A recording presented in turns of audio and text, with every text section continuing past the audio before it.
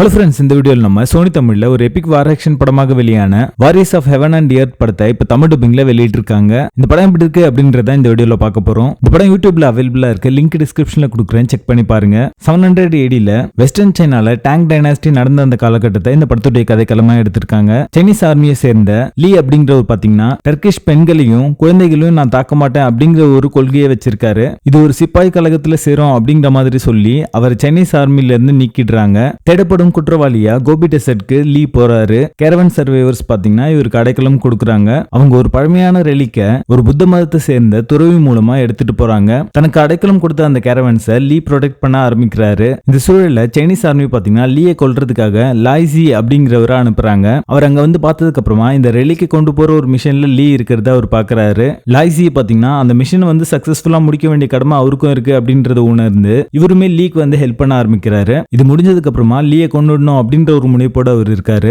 இதுக்கப்புறம் நடந்த சுவாரஸ்யமான விஷயங்கள் தான் இந்த படத்துடைய கதையே. தி செவன்த் சமுரை, பிரேவ் ஹார்ட் இந்த ரெண்டு படங்களையும் இன்ஸ்பயர் பண்ணி நிறைய காட்சிகள் இந்த படத்துல இருக்கு. பட் குரோசுவா படங்கள்ல வர அந்த வெஸ்டர்ன் ஃபீல் இந்த படத்துல கிடைக்கல அப்படின்னு தான் சொல்லுவேன். சினிமாட்டோகிராஃபி, சவுண்ட் எஃபெக்ட்ஸ் எல்லாமே டீசெண்டா இருக்கும். ஷார்ட் ஃபைட் சீக்வன்ஸ் எல்லாமே ஒரு மைல்ட் என்டர்டெயின்மெண்டா இருக்கும் பார்க்கிறதுக்கு. ஸ்டோரி பிளாட் ப்ரெடிக்டபிளா தான் இருக்கு. படம் ஆரம்பிச்ச முடிவு வரைக்குமே இதான் நடக்கும் அப்படின்றது நீங்க கெஸ் பண்ணுவீங்க, அதுதான் நடக்கும். ஸ்கிரீன் பிளேல இன்ட்ரெஸ்டிங் எலிமெண்ட்ஸ் ஆட் பண்ணி சொல்லியிருந்தாங்கன்னா இது ஒரு பெட்டரான ஒரு படமா வந்திருக்கும். கேரக்டர் ஆர்க் அண்ட் டெவலப்மெண்ட் சரியா பண்ணல. சோ அதனாலே பாத்தீங்கன்னா நிறைய சீக்வன்சஸ் போர் அடிக்க தான் செய்யுது. சிஜி ஒர்க் எல்லாமே இந்த படத்துல சீக்வன்ஸ் எதையும் பெருசா எலிவேட் பண்ணல அப்படின்னு தான் சொல்லுவேன். படத்துடைய பேசிங் ஸ்லோவா தான் இருக்கும். மொத்தத்துல இது ஒரு பிலோ ஆவரேஜ் எபிக் வார் ஆக்ஷன் படமாக வந்திருக்கு. படத்துல அடர்கானட்ல இருந்தாலுமே வயலண்டான சீக்வன்ஸ்லாம் இருக்கு. அதுக்கு ஏற்ற மாதிரி பிளான் பண்ணிக்கோங்க.